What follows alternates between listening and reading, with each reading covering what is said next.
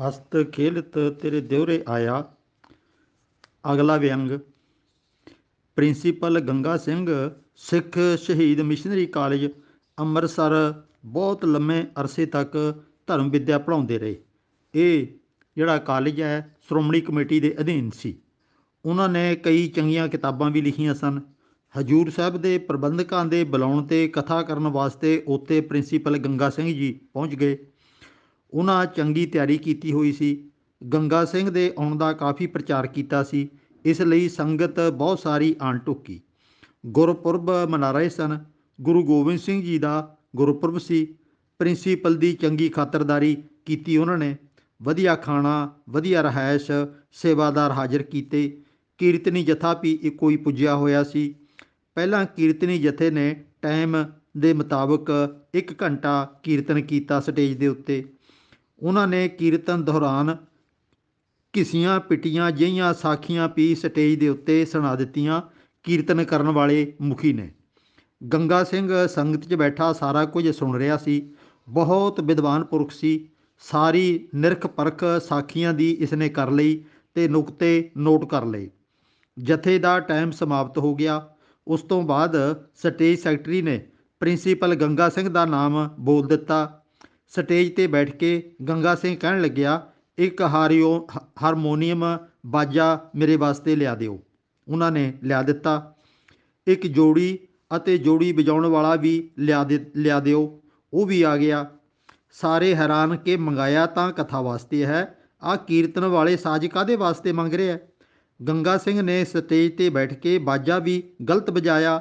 ਗਲੇ ਵਿੱਚੋਂ ਆਵਾਜ਼ ਵੀ ਕਿਸੇ ਸੁਰਤਾਲ ਵਿੱਚ ਨਹੀਂ ਨਿਕਲੀ। ਉੱਧਰ ਜੋੜੀ ਵਾਲਾ ਕਿਸੇ ਹੋਰ ਤਰੀਕੇ ਦੀਆਂ ਥਾਪਾਂ ਲਾਈ ਜਾਂਦਾ ਸੀ। 10 ਕੁ ਮਿੰਟ ਤੱਕ ਸਟੇਜ 'ਤੇ ਚੰਗਾ ਘਰਾਟ ਰਾਗ ਖੜਕਦਾ ਰਿਹਾ। ਸਾਰੇ ਬੜੇ ਬੇਚੈਨ ਹੋਣ ਲੱਗੇ। ਅੱਕ ਕੇ ਸਟੇਜ ਸੈਕਟਰੀ ਖੜ੍ਹਾ ਹੋ ਗਿਆ। ਨਿਮਰਤਾ ਨਾਲ ਗੰਗਾ ਸਿੰਘ ਜੀ ਨੂੰ ਕਹਿਣ ਲੱਗਿਆ, ਗੰਗਾ ਸਿੰਘ ਜੀ, ਤੁਹਾਨੂੰ ਕਥਾ ਵਾਸਤੇ ਬੁਲਾਇਆ ਹੈ, ਕੀਰਤਨ ਵਾਸਤੇ ਨਹੀਂ ਬੁਲਾਇਆ। ਨਾਲੇ ਤੁਹਾਨੂੰ ਕੀਰਤਨ ਕਰਨਾ ਵੀ ਨਹੀਂ ਆਉਂਦਾ। ਸੰਗਤਾਂ ਦਾ ਕੀਮਤੀ ਸਮਾਂ ਕਿਉਂ ਬਰਬਾਦ ਕਰਦੇ ਹੋ? ਤੁਸੀਂ ਸਿਰਫ ਸਟੇਜ ਦੇ ਉੱਤੇ ਕਥਾ ਕਰੋ। ਗੰਗਾ ਸਿੰਘ ਬੋਲਿਆ। ਬਾਜਾ ਬੰਦ ਕਰਕੇ ਕਹਿਣ ਲੱਗਾ, ਜੋ ਗੱਲ ਸੈਕਟਰੀ ਸਾਹਿਬ ਮੈਨੂੰ ਕਹਿਣ ਲੱਗੇ ਨੇ, ਕਿੰਨਾ ਚੰਗਾ ਹੁੰਦਾ ਜੇ ਮੈਥੋਂ ਪਹਿਲਾਂ ਵਾਲੇ ਜਥੇ ਨੂੰ ਅਜਿਹੀ ਨਸੀਹਤ ਕਰ ਦਿੱਤੀ ਹੁੰਦੀ। ਉਹ ਕੀਰਤਨ ਵਾਸਤੇ ਬੁਲਾਏ ਸਨ, ਪਰ ਸਟੇਜ 'ਤੇ ਕੁਫਰ ਕਥਾਵਾਂ ਸੁਣਾ ਕੇ ਸੰਗਤਾਂ ਦਾ ਕੀਮਤੀ ਸਮਾਂ ਬਰਬਾਦ ਕਰਦੇ ਰਹੇ। ਸੈਕਟਰੀ ਜੀ, ਜੋ ਗੱਲ ਮੈਨੂੰ ਕਹਿ ਰਹੇ ਹੋ, ਉਹਨਾਂ ਨੂੰ ਕਿਉਂ ਨਾ ਕਿਹਾ ਕਿ ਤੁਹਾਨੂੰ ਕੀਰਤਨ ਵਾਸਤੇ ਬੁਲਾਇਆ ਹੈ, ਇਹਨਾਂ ਕੁਫਰ ਕਥਾਵਾਂ ਵਾਸਤੇ ਤੁਹਾਨੂੰ ਨਹੀਂ ਬੁਲਾਇਆ। ਮੈਨੂੰ ਤਾਂ ਤੁਸੀਂ ਕਹਿ ਦਿੱਤਾ ਕਿ ਗੰਗਾ ਸਿੰਘ ਜੀ, ਤੁਹਾਨੂੰ ਕੀਰਤਨ ਕਰਨਾ ਨਹੀਂ ਆਉਂਦਾ, ਇਸ ਲਈ ਤੁਸੀਂ ਕੀਰਤਨ ਨਾ ਕਰੋ। ਉਹਨਾਂ ਭੜੂਏ ਕੀਰਤਨੀਆਂ ਨੂੰ ਤੁਸੀਂ ਕਿਉਂ ਨਾ ਕਿਹਾ ਕਿ ਤੁਹਾਨੂੰ ਕਥਾ ਕਰਨੀ ਨਹੀਂ ਆਉਂਦੀ, ਇਸ ਕਰਕੇ ਕਥਾ ਨਾ ਕਰੋ। ਉਦੋਂ ਸਾਰੇ ਚੁੱਪ ਕਰਕੇ ਗੰਦਮੰਦ ਤੁਸੀਂ ਕਿਉਂ ਸੁਣਦੇ ਰਹੇ? ਇਸ ਤਰ੍ਹਾਂ ਦੀ ਦਲੀਲ ਸੁਣ ਕੇ ਮਾਨੋ ਸਾਰੇ ਧਰਤੀ ਵਿੱਚ ਗੱਡੇ ਗਏ। ਗੰਗਾ ਸਿੰਘ ਨੇ ਇਸ ਤੋਂ ਮਗਰੋਂ ਕਥਾ ਵਿੱਚ ਵੀ ਕੱਚ ਘਰੜ ਕਹਾਣੀਆਂ ਦਾ ਚੰਗਾ ਮੱਕੂ ਠੱਪਿਆ। ਅਤੇ ਇਹੋ ਜਿਹਾ ਇਹ ਵਿਦਵਾਨ ਸੀ ਗੰਗਾ ਸਿੰਘ। ਪਰ ਮੈਨੂੰ ਹੈਰਾਨੀ ਹੋਈ, ਥੋੜ੍ਹੇ ਦਿਨ ਪਹਿਲਾਂ ਸਪੋਕਸਮੈਨ ਅਖਬਾਰ ਦੇ ਵਿੱਚ ਇਹਨਾਂ ਬਾਰੇ ਇੱਕ ਜਾਣਕਾਰੀ ਛਪੀ ਸੀ ਅਤੇ ਇਹਨਾਂ ਦੀਆਂ ਬੇਬਾਕ ਟਿੱਪਣੀਆਂ ਦੇ ਕਾਰਨ ਅਤੇ ਇਤਿਹਾਸ ਦੇ ਵਿੱਚ ਜੋ ਗਲਤੀਆਂ ਸੀ ਉਹਨੂੰ ਸੁਧਾਰ ਕਰਨ ਵਾਲੇ ਪਾਸੇ ਯਤਨ ਕਰਨ ਦੇ ਕਾਰਨ, ਗੁਰਬਾਣੀ ਦੇ ਗਲਤ ਅਰਥ ਕਰਨ ਦੇ ਕਾਰਨ ਇਹ ਅਕਸਰ ਕਥਾਵਾਚਕਾਂ ਨੂੰ, ਪ੍ਰਬੰਧਕਾਂ ਨੂੰ ਟੋਕਦਾ ਰਹਿੰਦਾ ਸੀ ਅਤੇ ਕਈ ਵਾਰੀ ਉਹਨਾਂ ਦਾ ਸਟੇਜ ਦੇ ਉੱਤੇ ਅਪਮਾਨ ਕਰਨ ਦਾ ਸੀ ਕਿ ਤੁਸੀਂ ਆਹ ਜੋ ਬੋਲ ਰਹੇ ਹੋ ਇਹ ਗੁਰਮਤਿ ਦੇ ਅਨੁਸਾਰ ਨਹੀਂ ਹੈ। ਜਦੋਂ ਸਮੇਂ ਦੇ ਮੁਤਾਬਕ ਪ੍ਰਬੰਧਕਾਂ ਦੀ ਤਾਕਤ ਵਧੀ ਅਤੇ ਇਹਨੂੰ ਪਹਿਲਾਂ ਥੋੜ੍ਹਾ ਥੋੜ੍ਹਾ ਬਦਨਾਮ ਕੀਤਾ ਗਿਆ ਅਤੇ ਅਖੀਰ ਗੰਗਾ ਸਿੰਘ ਨੂੰ ਨੌਕਰੀ ਤੋਂ ਹਟਾ ਦਿੱਤਾ ਗਿਆ। ਭਾਈ ਗੰਗਾ ਸਿੰਘ, ਪ੍ਰਿੰਸੀਪਲ ਗੰਗਾ ਸਿੰਘ ਕਿਸੇ ਸਮੇਂ 1947 ਤੋਂ ਬਾਅਦ ਪਾਕਿਸਤਾਨ ਦੀ ਯਾਤਰਾ 'ਤੇ ਗਿਆ।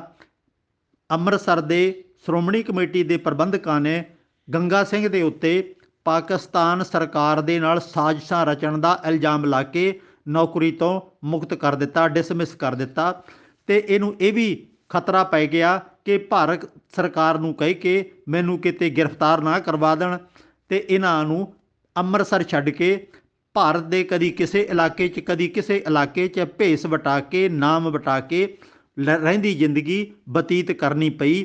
ਅਖੀਰ ਦੇ ਵਿੱਚ ਦਿੱਲੀ ਦੇ ਵਿੱਚ 10 ਰੁਪਏ ਮਹੀਨੇ 'ਤੇ ਦਿਹਾੜੀ ਮਜ਼ਦੂਰੀ ਕਰਕੇ ਆਪਣਾ ਬੁਢਾਪਾ ਲੇਖੇ ਲਾਉਣਾ ਪਿਆ। ਬੁੱਢੇ ਬਾਰੇ ਵੀ ਇਹਨੂੰ ਮਿਹਨਤ ਮਜ਼ਦੂਰੀ ਕਰਨੀ ਪਈ। ਕੇਵਲ 10 ਰੁਪਏ ਮਹੀਨੇ ਦੀ ਦਿਹਾੜੀ ਕਰਕੇ ਇਹਨੇ ਆਪਣੀ ਪੇਟ ਪੂਰਤੀ ਕੀਤੀ।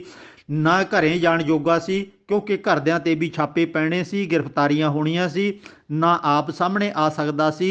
ਏਡੇ ਵੱਡੇ ਚੋਟੀ ਦੇ ਵਿਦਵਾਨ ਨੂੰ ਸ਼੍ਰੋਮਣੀ ਕਮੇਟੀ ਵਾਲਿਆਂ ਨੇ ਰੋਲ ਕੇ ਰੱਖ ਦਿੱਤਾ ਅਤੇ ਆਖਰੀ ਜ਼ਿੰਦਗੀ ਉਹਦੀ ਨਰਕਾਂ ਭਰੇ ਢੰਗ ਦੇ ਨਾਲ ਬੀਤੀ ਹੈ।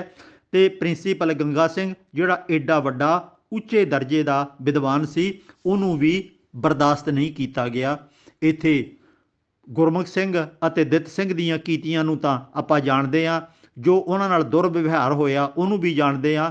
ਪਰ ਹੋਰ ਵੀ ਇਹੋ ਜਿਹੇ ਬਹੁਤ ਵਿਦਵਾਨ ਨੇ ਜਿਨ੍ਹਾਂ ਨੂੰ ਸ਼੍ਰੋਮਣੀ ਕਮੇਟੀ ਅਤੇ ਸਾਧਵਾਦੀਆਂ ਨੇ ਸਰਕਾਰ ਦੀ ਸ਼ਹਿ 'ਤੇ ਬਹੁਤ ਕਠੋਰ ਸਜ਼ਾਵਾਂ ਦਿੱਤੀਆਂ ਨੇ। ਉਹਨਾਂ ਦਾ ਬੋਲਣਾ ਅਤੇ ਲਿਖਣਾ ਸਦਾ ਵਾਸਤੇ ਬੰਦ ਕਰ ਦਿੱਤਾ ਗਿਆ।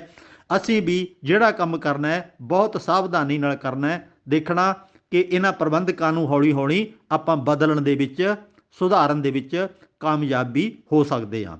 ਆਖੋ ਸਤਨਾਮ।